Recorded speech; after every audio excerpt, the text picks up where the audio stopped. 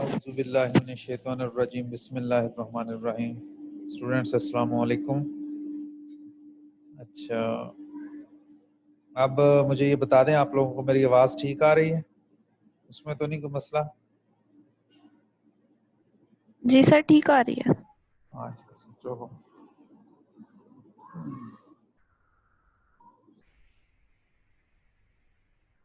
अच्छा, आज हमने ये मोमेंटम, इम्पल्स और कोलिजन के बारे में कोई थोड़ी सी बातें सीखनी है। उसके बाद जो है वो हम डायरेक्ट जो है उसी के ऊपर चले जाएंगे। कुछ प्रैक्टिस प्रॉब्लम और कुछ क्वेश्चन जो हैं उनको सॉल्व करेंगे। तो यही वो यूनिवर्सिटी वाली फिजिक्स से ही है ये चैप्टर। तो मोमेंटम हमने चूंकि पहले डिफाइन किया हुआ है, इसलिए हम इसके ऊपर ज़्यादा नहीं करेंगे डिस्कस।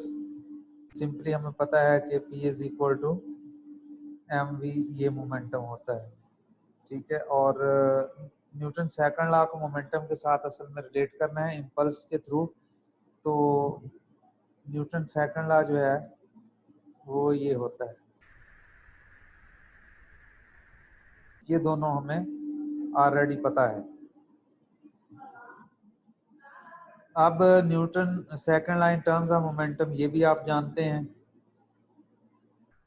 ये m जो है चूंकि हमने कांस्टेंट अस्यूम किया हुआ है, इसलिए इसका डिफरेंशियल जो है वो 0 होगा। तो इस पे इनसाइड ले जाने से कोई फर्क नहीं पड़ेगा। तो उस सूरत में फिर टोटल लीनियर मोमेंटम जो है वो P is equal to mv अगर डिफाइन किया जाए तो अबव इक्वेशन से sum of all the forces F is equal to dp over dt। अच्छा, अब ये भी आपको पता होना चाहिए। दूसरा, आपने जब law of conservation of angular momentum या sorry law of mean momentum को डिफाइन करना है या मोमेंटम के बारे में बात करनी है, तो ये याद रखना है कि इसके कंपोनेंट्स होते हैं। एक्स कंपोनेंट जो है वो mvx होगा, वाई कंपोनेंट जो है वो mvy होगा, और z कंपोनेंट जो है वो mvz। चूंकि ये एक वेक्टर क्वांटिटी है और हमें पता है कि एक वेक्टर क्वांटिटी 3 स्केलर इक्वेशन के corresponding होती है या correspond करती है उनको। इम्पल्स मोमेंटम थ्योरम, ये ऐसे ही आपसे ना एमसीक्यू भी पूछा जा सकता है कि which one of the following is an impulse momentum theorem, या वो इम्पल्स मोमेंटम थ्योरम की एग्जांपल जो मैथमेटिकल फॉर्म है वो लिख देगा। ये ऑप्शंस में थ्योरम्स के नाम लिख देगा, मुख्तलिफ थ्योरम्स के ना। तो उसमें आपको मोमेंटम, इम्पल्स मोमेंटम थ्योरम जो है वो करना होगा, पहचान उसकी करनी होगी। दो चीजों में खास तौर पे फर्क रख लें, ये है मोमेंटम और ये है काइनेटिक एनर्जी, ठीक है। अच्छा, अब हम इम्पल्स डिफाइन कर लेते हैं, जिसको आपने पहले भी डिफाइन किया हुआ है। यहाँ पे वो कहता है इम्पल्स किसी भी फोर्स की होती है, इम्पल्स किसी भी फोर्स की होती है, ठीक है।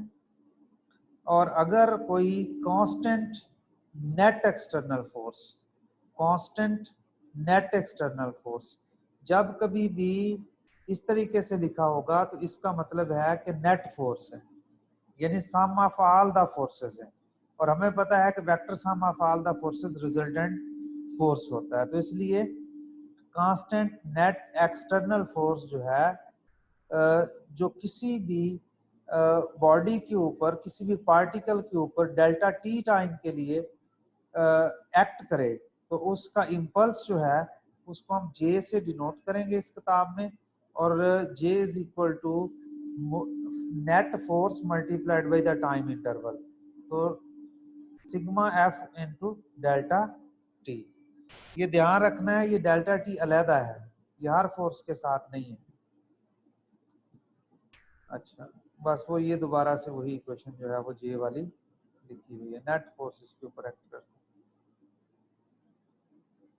अच्छा, अब यहाँ पे ये हम देखना चाहेंगे कि इम्पल्स और मोमेंटम में आपस में क्या रिलेशन है। तो न्यूटन सेकंड लॉ को दोबारा से इस्तेमाल करते हैं। न्यूटन सेकंड लॉ के मुताबिक फोर्स जो है वो rate of change of momentum होती है, और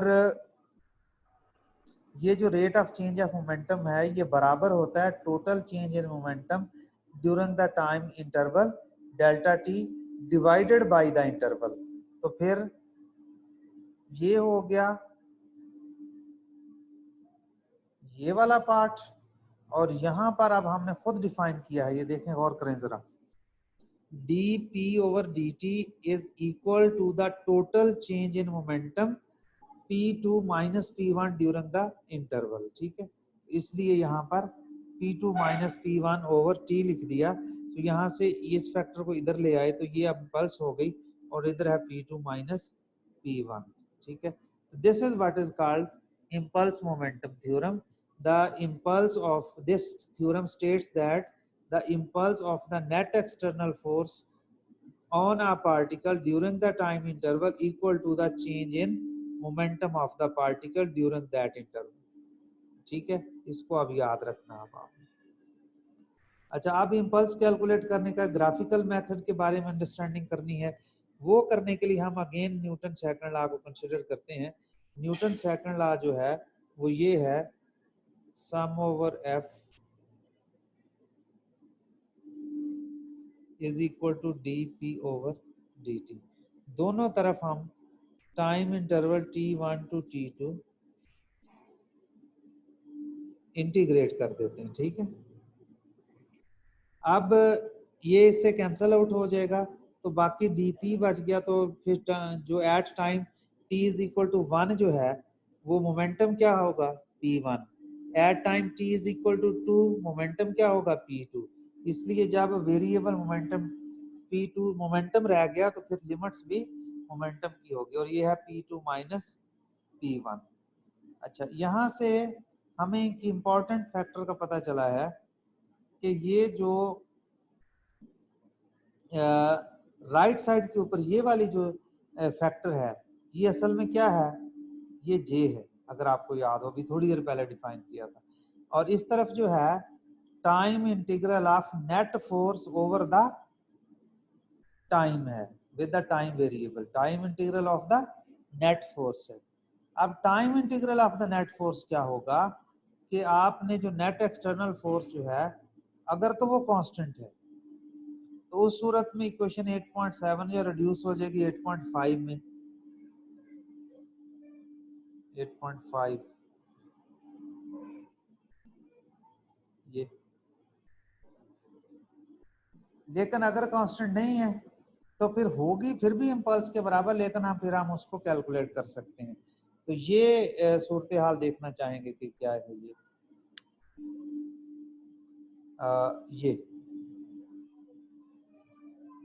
ये अगर आपको याद हो तो कोई भी इंटीग्रल हो इस तरीके से, फर्ज किया ये इंटीग्रल है x1 x2 x square dx, बल्कि थोड़ा जनरल लिख देता हूं मैं, x2 f of x dx। आपको पता है कि ये जो इंटीग्रल होता है जो fx का ग्राफ है, ठीक है, उस ग्राफ के एरिया अंडर जो एरिया होता है वो आपको प्रोवाइड करता है। ठीक, अब इस इक्वेशन को जरा इंटरप्रेट करने की कोशिश करेंगे। ये इक्वेशन अगर आप गौर करें तो इसमें क्या है, इसमें ये देखा गया है कि जो फोर्स टाइम ग्राफ के अंडर एरिया है जो कि हम इस इंटीग्रल से मालूम करते हैं, उस एरिया को अगर हम कैलकुलेट करें या इंटीग्रेट करके मालूम कर लें उसको, तो वो किसके बराबर है, इम्पल्स के बराबर है, जिस दौरान जिस इंटरवल के दौरान उसके ऊपर फोर्स एक्ट करती है। ठीक है, अब यहां से इस ग्राफ की तरफ आ जाएं जरा। इस ग्राफ की तरफ, इस ग्राफ में दो चीजें शो की हुई, गौर करनी है आप लोगों ने जरा। ये एफ ऑफ एक्स का T1 T2 से ग्राफ है और ये आपके पास जो मैं रेड कलर में शेड कर रहा हूँ ये ग्राफ है यहां से लेकर के यहां तक, और जब हमने इसको इंटीग्रेट किया है तो उससे इंटीग्रल से ये आंसर आएगा। अब अगर मैं एवरेज फोर्स ले लूं, ये मैंने एवरेज फोर्स ले लिया और इंटरवल वही ले लूं और ये अस्यूम कर लूं कि ये जो अब मैंने इस तरीके से रेक्टेंगल बनाई है इसका एरिया वही है जो इसका एरिया, तो क्या मतलब इसका मतलब ये है कि हर दोनों सूरतों में इंपल्स एक जैसी है, हर दोनों सूरतों में इंपल्स एक जैसी है, चाहे तो ये वाली एवरेज फोर्स ले लें तो या फिर ये एक्चुअल फोर्स ले लें, लेकिन दोनों सूरतों में इंपल्स जो है उसका इंपैक्ट एक जैसा है। अच्छा, ये एक बड़ा इंपॉर्टेंट कॉन्सेप्ट है, यहाँ पर गौर करें जरा। सर एवरेज फोर्स हम कैसे फाइंड आउट करेंगे सर? हाँ, एवरेज फोर्स करने का एक सादा तरीका जो अभी तक तो हम करते रहे हैं वो है कि इनिशियल वैल्यू और फाइनल वैल्यू फोर्स की ले लेंगे और उसको 2 पे डिवाइड कर लेंगे। लेकिन अगर आप इसमें गौर करें तो इनिशियल वैल्यू भी 0 है और फाइनल वैल्यू भी फोर्स की 0 है। जब ऐसी सूरत हाल हो तो फिर इंटीग्रल से एवरेज लेते होते हैं, ठीक है, इंटीग्रेट करके उस फंक्शन को, और फिर जो है वो उस फंक्शन की जो जिस इंटरवल में इंटीग्रेट किया, फर्ज के यहाँ से T1 T2 पे इंटीग्रेट सॉरी x1 से x2 में इंटीग्रेट किया, तो यहाँ पर जो है वो x2 माइनस x1 पे डिवाइड कर देते हैं, तो ये एवरेज आ जाता है। ये मॉडर्न वे है, शायद आपने पहले कभी देखा हो या ना देखा हो, मतलब ये डिफरेंशियल कैलकुलस और इंटीग्रल कैलकुलस के इस्तेमाल से किसी भी फंक्शन का हम मालूम कर सकते हैं इंटीग्रल।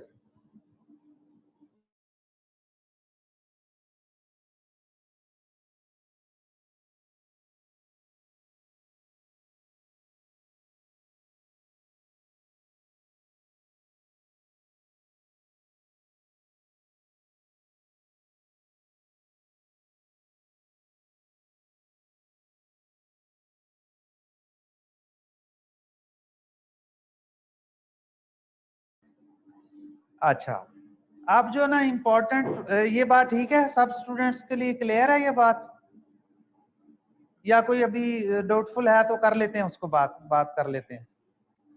वैसे भी एवरेज निकाला जा सकता है, वो ना जो इस तरह की जो फोर्सेस होती है ना उनकी तमाम वैल्यूज को सम कर लेते हैं। शायद आप लोगों ने प्रैक्टिकल किया है जिसमें इस तरीके से बनती थी, तो फिर हम उसका हाफ इंटीग्रल लेते, या फिर आप ने ये भी देखा होगा RLC सीरीज सर्किट में भी वो हाफ विड्थ ले लेते हैं एंड सो ऑन। इस तरीके से मुख्तलिफ तरीके होते हैं इसके एवरेज लेने के लिए, हम उसमें नहीं पढ़ रहे। अगर आपको ज्यादा उसके बारे में कोई करना है तो कोई एक आध फंक्शन जैसे साइन फंक्शन ले करके ना हम डिवाइड कर लेते हैं। मतलब साइन थीटा है ना, अगर फर्ज किया तो डी थीटा, इसका इंटरवल ले गए 0 से 2 पाई, इसकी एवरेज वैल्यू मालूम करने के लिए 1/2 पाई पे डिवाइड कर देंगे। मैंने कहा था ना इसको सम अप करते हैं, ये जो इंटीग्रल होता है, और इसका इंटीग्रल जो है वो लेकर के 0 to 2 पाई, इसका इंटीग्रल माइनस कॉस आ जाएगा और इसकी लिमिट्स जो है वो 0 से 2 पाई पाई लगाकर 2 पाई पे डिवाइड कर देते हैं।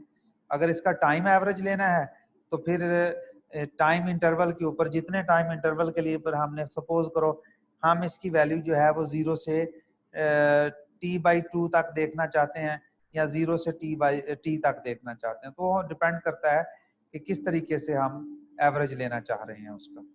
यहाँ पे अक्सर जो है वो टाइम एवरेज इसका लेते होते हैं, तो ये 1/t होता है, उसका जो टोटल टाइम इंटरवल है उसके ऊपर उसकी जो तमाम वैल्यूज हैं उनको जमा करके हमने डिवाइड कर दिया है, तो उसका फिर एवरेज बिहेवियर, एवरेज वैल्यू आ जाएगी। खैर ये ज़िम्नन बात हो गई।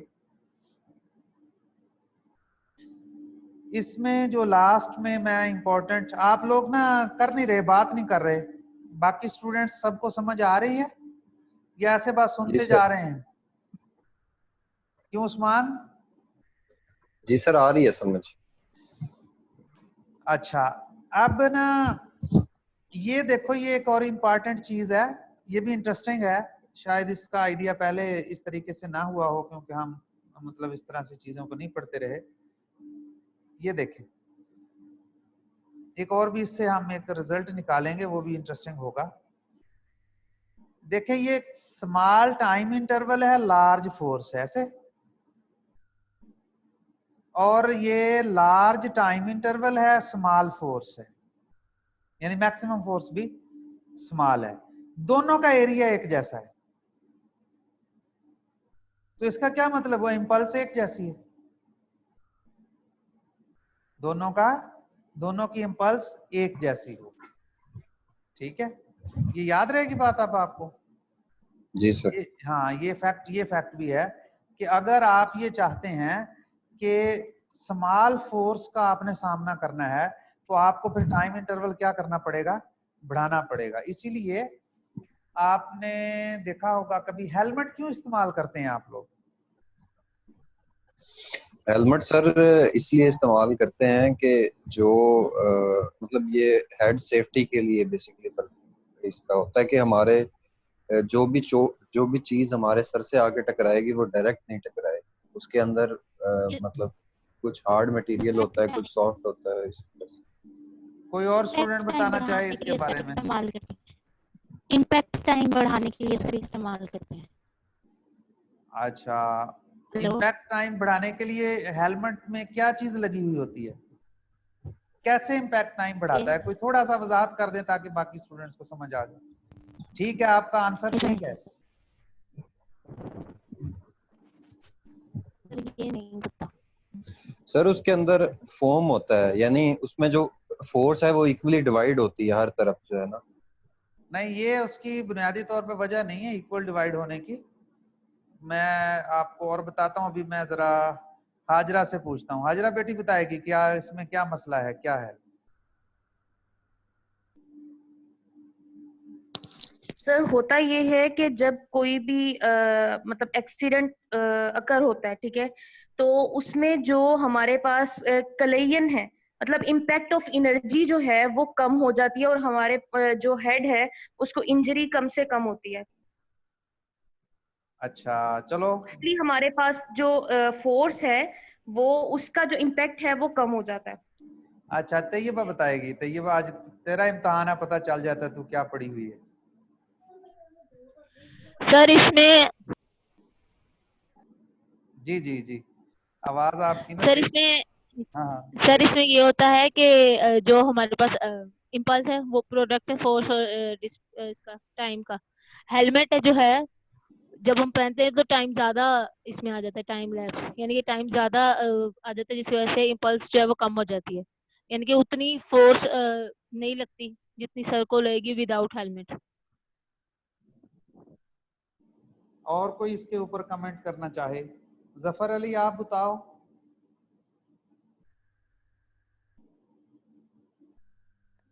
सर ये सुबह से लेट नहीं थी, मैं अभी मोबाइल चार्जिंग किया देख रहा हूँ। अच्छा चलो सुनो, और कोई बेटी बताएगी? महवश बताएगी। चलो महवश, आप बताओ। एक्चुअली असल में ये होता है कि हमारा जो होता है ना उस पर कम फोर्स, इवन के थोड़ी सी भी फोर्स लगेगी तो वो डैमेज हो सकता है। तो हमारे हेयर्स जो है वो भी इसको इस चीज को इम्पैक्ट टाइम को बढ़ाते हैं। और जब हम हेलमेट इस्तेमाल करते हैं तो क्योंकि ड्यूरिंग एक्सीडेंट बहुत ज्यादा फोर्स आ रही होती है मोमेंटम की वजह से, तो उस वजह से ये होता है कि हमारा इम्पैक्ट टाइम, हेलमेट जो इम्पैक्ट टाइम बढ़ा देता है, और फोर्स क्योंकि ज्यादा होती है, इम्पैक्ट टाइम घटता है, तो हमारा मोमेंटम कम हो जाता है, जिसकी वजह से इंजरीज होती है वो कम होती है। हाँ चलो ठीक है। मुझे ये सब स्टूडेंट से लगता है, तैयबा, हाजरा और अपने सुनैना, आप लोगों ने लफ्जों को याद किया हुआ है। मतलब आपने कहीं से इसका आंसर पढ़ा है और आपको वो याद है, उस हद तक तो बिल्कुल ठीक है। You are not answering in a scientific way, technical language में आप आंसर नहीं दे रहे। अभी सुने मुझसे जरा, देखें।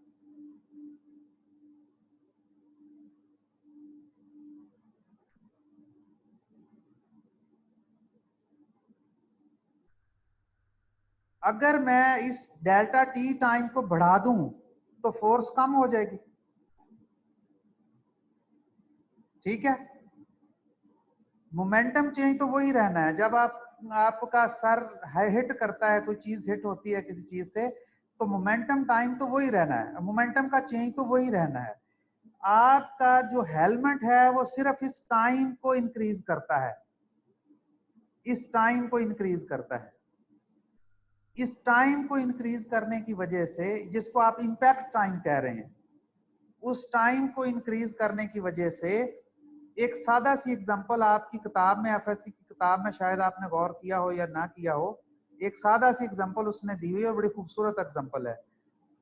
एक प्लेयर है और एक आदमी है, वो चलते चलते एक ईंट से उसका पांव टकराता है, और एक प्लेयर है जो अपने पूरे जोर से किक लगाता है फुटबॉल को, ठीक है। इसमें वो बहुत ज्यादा हर्ट होता है, हालांकि इसने पूरे जोर से नहीं, ये चलते चलते अचानक उसका पांव लगा है ईंट के ऊपर या पत्थर के ऊपर, तो वो बहुत ज्यादा हर्ट हुआ है। लेकिन इसको अब पूरे जोर से उसने किक लगाई है, इसमें वो हर्ट नहीं हुआ। वजह क्या है? वजह ये है कि ये अगर 1/100 सेकंड में इंपैक्ट होता है, तो ये 1/10 सेकंड, सॉरी, ये 1/10 सेकंड, यानी ये वाला इंपैक्ट जो है वो बहुत कम टाइम में होता है, और ये वाला बहुत ज्यादा टाइम में होता है, ठीक है। ये वाला इंपैक्ट ज्यादा टाइम में, जिस ज्यादा टाइम में होने की वजह से जो फोर्स है पांव के ऊपर वो कम हो जाती है और वो हर्ट नहीं करती। यहां पर भी यही शो किया गया है। इंपल्स का मतलब है मोमेंटम चेंज, अभी पढ़ रहे थे ना हम। मोमेंटम चेंज को हमने कम करना है, उतना ही रखना है। मोमेंटम चेंज तो उतनी है, मोमेंटम ने उतना ही चेंज होना है।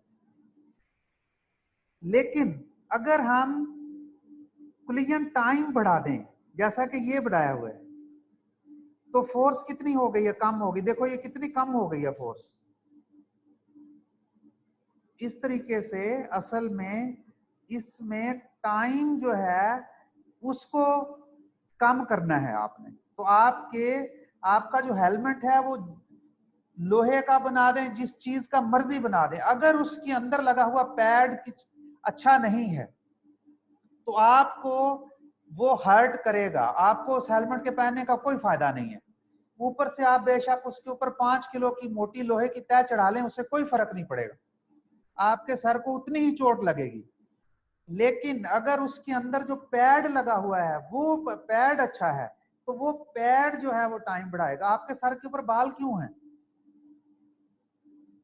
आपके सर के ऊपर बाल क्यों हैं? सिर्फ इसीलिए हैं कि वो सर की हड्डी जो आपकी जो बड़े नॉर्मल इंपैक्ट से टूट सकती है, वो अपने जो तुम्हारे बाल हैं ये इंपैक्ट टाइम को बढ़ा देते हैं, यानी ये इस कोलिजन टाइम को बढ़ा देते हैं, जिससे हड्डी के ऊपर डायरेक्ट फोर्स जो है वो कम लगती है, और उसकी वजह से आपका सर जो है उसकी हड्डी टूटने से बच जाती है। आपने देखा होगा आपको बहुत ज्यादा बुरी तरह चोट लग जाती है बाल दफा सर में, लेकिन सर की हड्डी नहीं टूटती।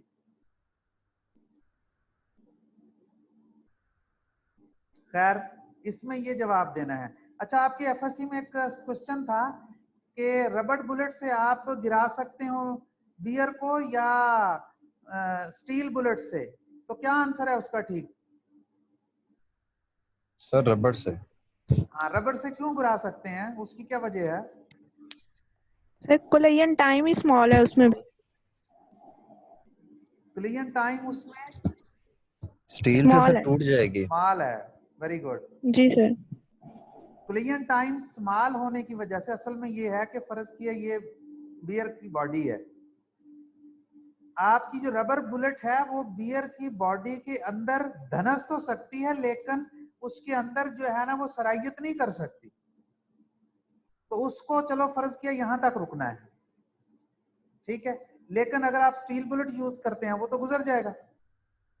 दोनों का मोमेंटम एक जैसा है, इसका मोमेंटम भी उतना ही है जितना स्टील बुलेट का मोमेंटम है, ठीक है। ये खुद बनाई होती है, इस तरीके से डिजाइन की हुई होती है, दोनों का मोमेंटम एक जैसा होता है, आपने ये ख्याल रखना है। ये जो इंसानों को वो रबड़ बुलेट मारते हैं ना, वो इसी तरीके से होता है, मोमेंटम उसका चेंज सेम है। इसका मोमेंटम इतनी देर में कम होना है, उसका मोमेंटम जो है वो इतनी देर में कम होना है। अब गौर करें जरा, कौन ज्यादा टाइम लेगा? स्टील बुलेट, वो तो गुजर जाएगा दूसरी तरफ, हर्ट भी हो जाएगा वो बियर जो है। लेकिन जो फोर्स एक्ट करेगी किसकी सूरत में? रबर बुलेट की सूरत में, तो ये डेल्टा टी बहुत कम है। जब ये बहुत कम है, फोर्स बहुत ज्यादा होगी। जब फोर्स बहुत ज्यादा हो तो गिर जाएगा। हम उसको गिराना चाहते हैं, उसको मारना नहीं चाहते। इस तरीके से maximum kinetic energy and momentum compared, इसमें बड़ी इंपॉर्टेंट बातें हैं दो तीन, ये देख लें। ये मोमेंटम और एनर्जी से रिलेशन के क्वेश्चंस आते रहते हैं और ये होता है एमसीक्यूज आपसे, इस आपके इम्तिहान में पूछ लिया जाए, ये इंपॉर्टेंट चीज है। ये उसने ना इम्पल्स की एक और डेफिनेशन की है कि इम्पल्स जो है वो मोमेंटम चेंज के बराबर है। इम्पल्स जो है वो मोमेंटम चेंज के बराबर, हम पहले देखा है। अब हम कह रहे हैं इम्पल्स उस मोमेंटम के बराबर, उस फोर्स के बराबर है। इम्पल्स उस चेंज इन मोमेंटम के बराबर है जो हमने चेंज लानी है किसी बॉडी को जीरो वेलोसिटी से वी वेलोसिटी तक अटेन करने के लिए। हमने टी टाइम के ऊपर कहा कि उसकी वेलोसिटी जीरो है और मोमेंटम भी उसका जीरो होगा और काइनेटिक एनर्जी भी उसकी जीरो होगी। अब एक कांस्टेंट फोर्स एक्ट करती है टी टाइम के लिए, during which the particle attain S distance cover करता है बॉडी उस फोर्स की वजह से, और उसका जो मोमेंटम है वो P2 हो जाता है। P2 is equal to P1 plus J, और P1 कितना है? 0, तो is equal to J। P2 is equal to J, where J is equal to F into T minus T1 is the impulse that act on the particle. So the momentum of a particle is equal to the impulse that accelerated it from rest to the present speed. From rest to the present speed. Impulse is the product of net external force that accelerated the particle and the time required for the acceleration. ये समझ रहे हो ना? ये different तरीके से उसने बातों को यहाँ पे किया हुआ है। By comparison, kinetic energy of the particle at T2 is equal to work done, ठीक है, और total work done on the particle to accelerate from rest. The total work is the product of net external force and the distance required to accelerate the particle. Here is an application of the distinction between momentum and kinetic energy. ये important है, बड़ी अच्छी example है। Which is easier to catch? दो balls हैं, एक ball का मास 0.5 kg है, यानी हाफ kg की है, और 4 मीटर पर सेकंड से चल रही है। एक जो है वो 0.1 kg की है और वो मूव कर रही है 20 मीटर पर सेकंड से।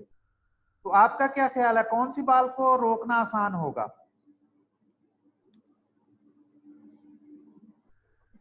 सर जिसका मास लार्ज होगा उसको रोकना जो है वो, मतलब जिस तरह अब हमारे पास पहले में हमारे पास मास जो है वो ज्यादा है, हाँ जी, तो उसको उसकी काइनेटिक एनर्जी कम होगी, और जिसका मास कम है उसकी काइनेटिक एनर्जी ज्यादा होगी। मतलब जिसका मास कम है उसके ऊपर हमें फोर्स कम लगानी पड़ेगी, मतलब काइनेटिक एनर्जी उसकी कम होगी। लेकिन अगर जिसका मास ज्यादा, सॉरी सर, जिसका मास थोड़ा है उस पर काइनेटिक एनर्जी ज्यादा यूज होगी। सर जिसका मास ज्यादा है उस पे काइनेटिक एनर्जी कम लगेगी, और जिसका मास एनर्जी ज्यादा है उसकी काइनेटिक एनर्जी को कम करने के लिए वर्क डन कम करना पड़ेगा। जी जी जी जी जी ठीक है, जी जी जी जी, मास ज्यादा है उसके पास काइनेटिक एनर्जी कम होगी। जी जी ऐसा ही है, सही है, ठीक है। और उस पे जो है वर्क करना, यानी अगर आपको दो बॉल्स जो है वो सेम काइनेटिक एनर्जी वाली बॉल्स कहा जाए कि आप इनको रोकना है, तो आप कौन सा बॉल आपके लिए इजी है उसको रोकना, तो आपके लिए सबसे कम स्ट्रेन आपके बाजू के ऊपर, आपके हाथों के ऊपर वो प्रोड्यूस करेगी जो बड़ी बॉल है लेकिन आहिस्ता आ रही है। जी सर ऐसे ही, हाँ ये याद रखना। और ये इम्पैक्ट यहाँ पर सर इसको हम एक छोटे स्टोन और एक बड़े स्टोन से भी कर सकते हैं कि अगर हम बॉल ही है, ये सारा उसी बॉल की तरह का ही सिलसिला चलेगा ना। ये कैलकुलेट किया हुआ बकायदा, आप लिख दो, आप लोगों ने देखना है। ठीक है, ये एमसीक्यू वगैरह इस तरह पूछा जा सकता है आपसे ना, जैसे मैंने अभी स्टेटमेंट बनाई है कि आपके पास दो बॉल्स हैं, ठीक है ना, तो दोनों की काइनेटिक एनर्जी सेम है, सॉरी दोनों का मोमेंटम सेम है, तो किस बाल को रोकने पर कम जो है वो हाथ पर स्ट्रेन पैदा होगी। तो आप ये उसको क्या आंसर हमारा सही होगा, जिसका मैस ज्यादा है। ज्यादा है सर। ठीक है, क्यों जी बाकी स्टूडेंट्स, बाकी जो मेंबर हैं उन सबको पता चल गया, ये बात क्लियर है जी उस्मान? सर, जी सर क्लियर है। इसको बस आप याद रखना है।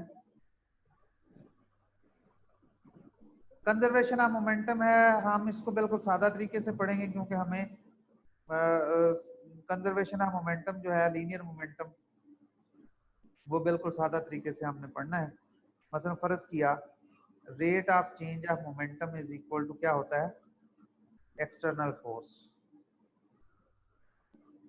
ठीक है, if net external force is 0 जी then sir, dp display dp over dt भी सर हमारा 0 होगा और मोमेंटम हमारा कांस्टेंट हो जाएगा। this implies that p is equal to constant। ठीक है, ये हमने सिर्फ ये ना इसको इसी तरीके से याद रखना और यही इसका आइडिया अप्लाई करना, हमें बहुत ज्यादा इसकी अंडरस्टैंडिंग जो है उसकी जरूरत फिलहाल नहीं है।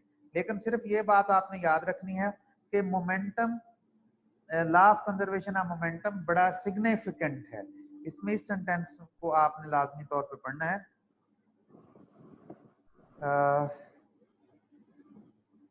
This means that we can apply conservation of momentum even if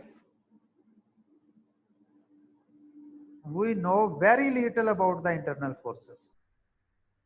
We have used Newton's second law to drive the principle, so we have to be careful to use it only in the inertial frame of reference। ये भी याद रखनी है। We can generalize the principle, ये आगे generalize उसने कर दिया है। ठीक है, अच्छा अब ना आपसे एक सादा सा मतलब ये क्वेश्चन एमसीक्यू इस तरीके से कंसेप्चुअल पूछा जा सकता है कि जब न्यूटन सेकंड लॉ मौजूद है, ठीक है ना, तो फिर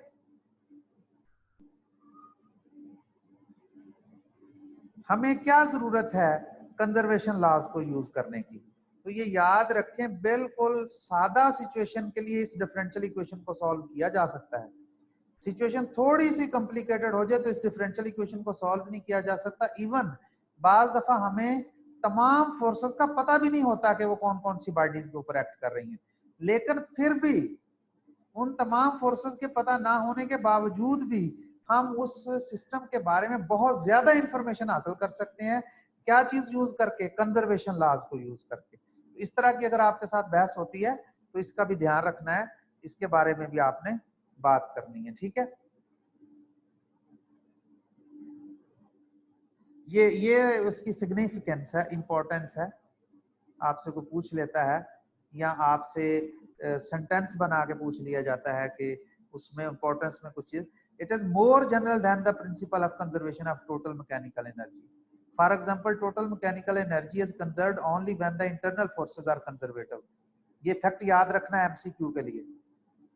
Total mechanical energy is only conserved when internal forces are conservative. That is when the forces allow the two-way conservation between kinetic and potential energy. But conservation of the momentum is valid even the internal forces are not conservative. ये दूसरा point याद रखना है आप। In this chapter, we will all analyze the situation in which both momentum and total mechanical energy are conserved, and the other in which the only momentum is conserved. These two principles play the fundamental role in all areas of physics, and we will encounter them throughout our study of physics. तो ये importance है, आपसे कोई interview में पूछ सकता है या आपसे कोई क्वेश्चन हो सकते हैं। ये एक है उसने रॉन्ग कहा हुआ है, ये राइट का है, क्योंकि वेक्टर है और वेक्टर सिंपली जमा नहीं हो सकते अलजेब्रे की तरह, इसलिए रॉन्ग वे है उनको उस तरीके से उनके साथ ट्रीट करना। बाकी जो कुलियन के बारे में आपसे क्वेश्चन पूछे जाते हैं वो वन डायमेंशनल कुलियन के एतबार से जो आपकी किताब में एक्सप्रेशन लिखे हुए हैं और उनके स्पेशल केसेस लिखे हुए हैं, उनको लाजमी तौर पे आपने रटा लगा लेना है, बस हमारे लिए वही काफी है।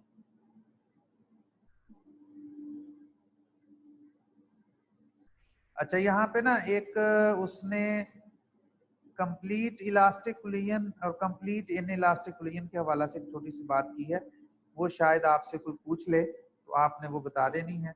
इलास्टिक एंड इनइलास्टिक कोलिजन है, ये लिखा हुआ है N elastic collision in which the colliding objects